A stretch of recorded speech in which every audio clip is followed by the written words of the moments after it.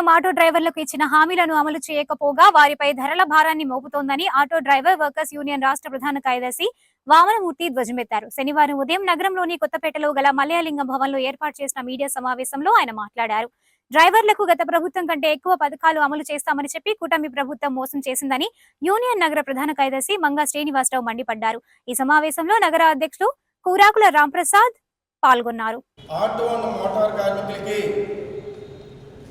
PF, ESI పెన్షన్తో కూడిన సంక్షేమ board ఏర్పాటు చేస్తామన్నారు. వాహన మిత్ర గత ప్రభుత్వం 10,000 ఇస్తే మేము 15,000 ఇస్తామని చెప్పి ప్రకటించారు. జరిమానాలు భారీగా పెంచుతూ కేంద్ర ప్రభుత్వం విడుదల చేసిన 894 గజెట్ నోటిఫికేషన్ని అనుసరించి ఆంధ్రప్రదేశ్లో తీసుకొచ్చిన జీవో నెంబరు 2131 రద్దు చేస్తామన్నారు. భారీగా పెంచినటువంటి డీజిలు, పెట్రోలు, వంట గ్యాసు, థర్డ్ పార్టీ ఇన్సూరెన్సు తగ్గిస్తామన్నారు. ప్రమాదకరంగా ఉన్న రోడ్లు పక్కాగా వేస్తామని చెప్పి హామీ ఇచ్చి ఇవాళ అధికారంలోకి కూటమి ప్రభుత్వం వచ్చి 7 నెలలు గడిచింది. ఈ రోజు వరకు ఒక్క హామీ కూడా అమలు చేయలేదు.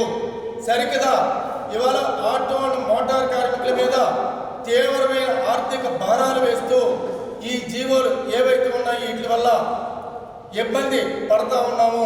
కాబట్టి ఈ ఇబ్బందులన్నింటినీ కూడా ప్రభుత్వం వెంటనే గుర్తించి సమస్యలు పరిష్కరించాలని చంద్రబాబు నాయుడు గారు ఎన్నికల్లో ఆటో అండ్ మోటార్ కార్మికులకు ఇచ్చిన హామీలు అమలు చేయాలని చెప్పి Andhra Pradesh auto drivers and workers federation AITUC రాష్ట్ర సమితి తరఫున ప్రభుత్వాన్ని డిమాండ్ చేస్తూ ఉన్నాం.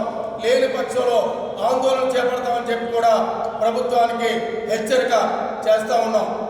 మొత్తం 66,03,221 మంది ఆటో డ్రైవర్లు మారుమూల గ్రామం నుంచి పట్టణ ప్రాంతాలకి అదేవిధంగా సిటీలోకి ప్రయాణికులు చేరవేస్తూ ఉన్నారు. 69,742 కార్లు, అలాగే 2,54,089 వాహన వ్యాన్లు వీటి ద్వారా ప్రజల్ని గమ్యస్థానాలకు చేరవేస్తూ ప్రభుత్వానికి సంవత్సరానికి 3,000 కోట్ల రూపాయలు పన్నులు చెల్లిస్తూ ఉన్నారు. ఈ పన్నుల్లో 10% నిధులు ఆటో డ్రైవర్లకు కేటాయించి డ్రైవర్ల నుంచి నామాంతర ఫీజు వసూలు చేసి భవన నిర్మాణ కార్మికులకు ఎలాగైతే సంక్షేమ బోర్డు పెట్టారో అదే పద్ధతుల్లో ఆటో అండ్ మోటార్ కార్మికులకు కూడా ఒక పిఎఫ్, ఈఎస్ఐ పెన్షన్తో కూడిన ఓ సంక్షేమ బోర్డు పెట్టమని చెప్పి ఈ ప్రభుత్వాన్ని డిమాండ్ చేస్తూ ఉన్నాం. రెండోది, డీజిల్, పెట్రోల్ ధరల మీద నరేంద్ర మోడీ ప్రభుత్వం అధికారంలోకి వచ్చిన తర్వాత జిఎస్టీ అన్ని వస్తువులకి 8%, 10% జిఎస్టీ పన్ను ఇస్తే పెట్రోల్, డీజిల్ ధరల మీద 28% పన్నులు వడ్డించి 26 లక్షల నుంచి 30 లక్షల రూపాయలు వసూలు చేశారు. వసూలు చేసినటువంటి పన్నుల నుంచి డ్రైవర్లకి ఏమాత్రం కూడా సపోర్ట్ చేయట్లేదు. కాబట్టి ఈ diesel, petrol, third party insurance 30% తగ్గించాలని, డీజిల్, పెట్రోల్ ధరల మీద వేసినటువంటి వ్యాట్, సెస్ పన్నులు రద్దు చేయాలని చెప్పి ఈ రాష్ట్ర ప్రభుత్వాన్ని ద్వారా కేంద్ర ప్రభుత్వాన్ని డిమాండ్ చేస్తూ ఉన్నాం. అలాగే కేంద్రంలో ప్రధాని నరేంద్ర మోడీ అధికారంలోకి వస్తే 100 రోజుల్లో డీజిల్, పెట్రోల్ ధరలు తగ్గిస్తూ ఉన్నారు. నిత్యావసర వస్తువుల ధరలు తగ్గిస్తూ ఉన్నారు.